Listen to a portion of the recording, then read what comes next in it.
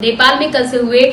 हिंसक प्रदर्शन के बाद आज जिस तरह की स्थिति नेपाल में देखने को मिली है, नेपाल के प्रधानमंत्री केपी ओली को अपना पद छोड़ना पड़ा है और ऐसे में कई तरह के कयास लगाए जा रहे हैं। लोगों का कहना है कि केपी ओली के घर को जिस तरह से जेनजी की हिंसक भीड़ ने आग के पूरे हवाले कर दिया है, केपी ओली का पूरा घर वहां पर धू धू करता हुआ जलता नजर आ रहा है और ऐसे में जेनजी का जो आक्रोश नेपाल में सड़कों पर उतरा है, उसके बाद नतीजा ये निकलकर सामने आया है कि मजबूरी में आखिरकार केपी ओली को अपनी कुर्सी छोड़नी पड़ी है। और अगर देखा जाए तो 16 सालों में 13 बार यहां पर प्रधानमंत्री बदले जा चुके हैं, लेकिन लोकतंत्र की जो व्यवस्था नेपाल में करने की बार बार कोशिश की जाती है वो किसी भी तरह पूरी नहीं हो पाती है और बार बार वहां पर सत्ता परिवर्तन से लेकर सरकारों का परिवर्तन, प्रधानमंत्रियों में बदलाव देखने को मिलते हैं समय समय पर। केपी ओली को लेकर जो जेनजी के प्रति शिकायत या जेनजी जो शिकायत करते हुए नजर आ रहे हैं, उसका सबसे बड़ा कारण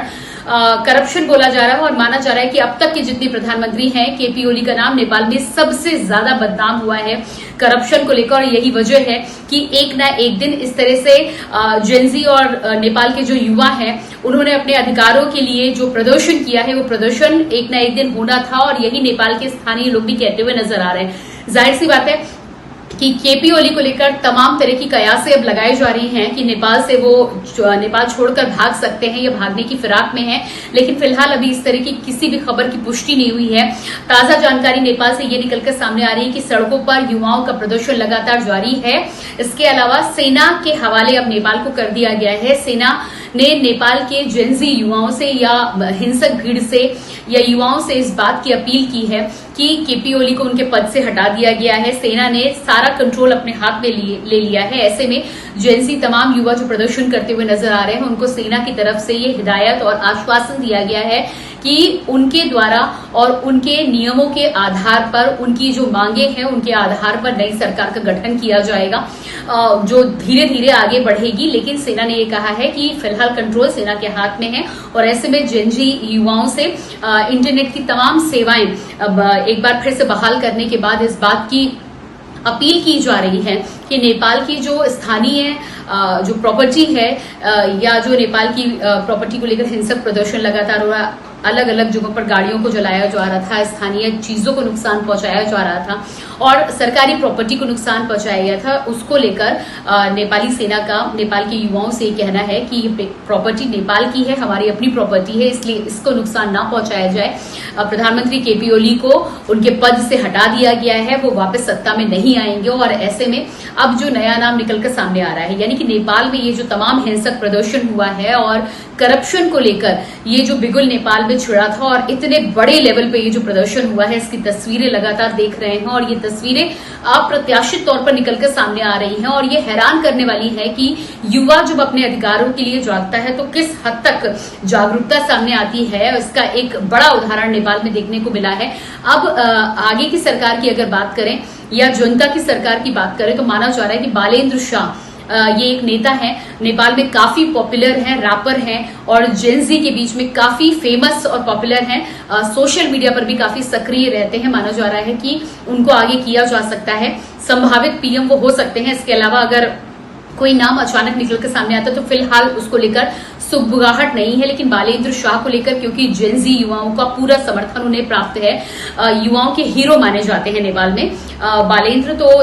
माना यह जा रहा है कि अगले पीएम बालेन्द्र शाह हो सकते हैं। अभी सेना के कंट्रोल में फिलहाल नेपाल की पूरी बागडोर और नेपाल की कमान है। युवाओं से अब शांत होने को, भीड़ को शांत करने को लेकर लगातार कोशिश की जा रही है, लेकिन नेपाल में जिस तरह का यह हिंसक प्रदर्शन हुआ है और उसके बाद हम श्रीलंका और बांग्लादेश की स्थिति पहले ही देख चुके हैं, पर इन तीनों ही स्थितियों में नेपाल की स्थितियों को नेपाल के स्थानीय लोग भी और जानकार भी अलग बता रहे हैं, क्योंकि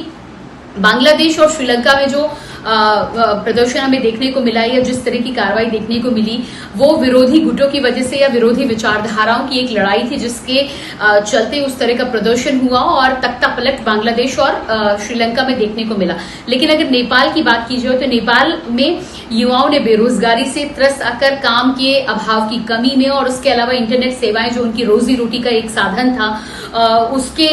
विरोध में लेकर जब उसको बंद किया गया तो उसके विरोध को लेकर सड़कों पर उतर आया युवा और माना ये जा रहा है कि कहीं ना कहीं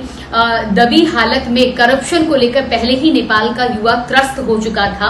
जिसने अचानक जब ये इंटरनेट सेवाएं बंद की गई तो आग में घी डालने का काम इस एक्शन ने ले लिया और उसके बाद युवाओं का गुस्सा इस तरह से फूटा है, जिसके बाद अब तख्ता पलट नेपाल में पूरी तरह से हो चुका है। सेना ने कंट्रोल अपने हाथ में ले लिया है। लेकिन एक बात एकदम साफ है यहाँ पर कि आज का युवा, इंटरनेट के युग का युवा, करप्शन हो या फिर ऐसी कोई भी ऐसा अत्याचार हो या ऐसी कोई भी सेवा हो जो नियम के विरुद्ध हो रही हो तो उसके लिए आवाज उठाने से पीछे नहीं उठता है। हाँ, ये आवाज कितने समय पर और किस समय उठती है ये अलग अलग सिचुएशन पर जरूर डिपेंड करता है। लेकिन तीनों ही देशों में अगर हम देखें तो युवाओं के द्वारा, जेनजी के द्वारा जिस तरह का प्रदर्शन किया गया है और अपने अधिकारों की लड़ाई लड़ी गई है, उससे एक बात तो बिल्कुल साफ है कि युवा अपने अधिकारों के लिए पूरी तरह से सजग है। और अगर उसे हद से ज्यादा प्रताड़ित करने की या अधिकारों को छीनने की कोशिश की गई तो सड़कों पर इसी तरह युवा उतरा हुआ नजर आएगा। अब नेपाल में आगामी सरकार को लेकर देखना ही होगा कि कितनी स्थिर सरकार हो सकती है, क्योंकि पिछले काफी समय से या यूं कह लें कि पिछले काफी सालों से एक बार फिर से राजशाही को लेकर भी आवाजें उठ रही थी। हालांकि नेपाल में राजशाही के बाद काफी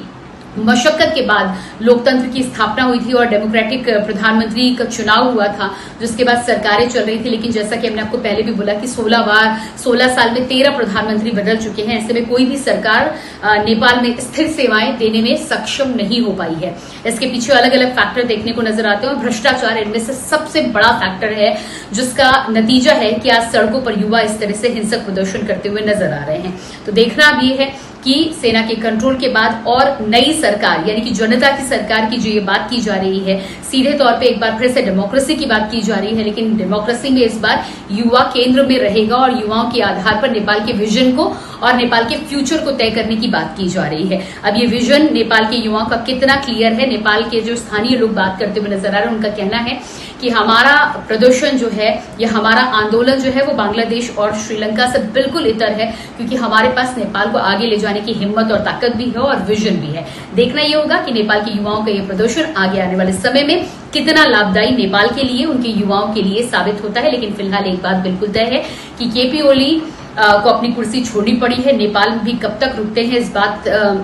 की गुंजाइश भी अब कम ही नजर आ रही है। बार बार ये कहा जा रहा है कि क्या नेपाल छोड़ के जा चुके हैं, या इस बात की आशंका है, लेकिन इसको लेकर अभी पुख्ता तौर पर खबर नहीं है। अगले पीएम के तौर पे बालेंद्र शाह कब तक शपथ लेंगे और उस बीच में युवाओं का गुस्सा कितनी जल्दी ठंडा होता है, ये देखना अभी बाकी है। फिलहाल प्रदर्शन के बाद एक तरह का संदेश देने की कोशिश युवाओं की इस ताकत के द्वारा जरूर हुई है कि किसी भी कंट्री में अगर युवा है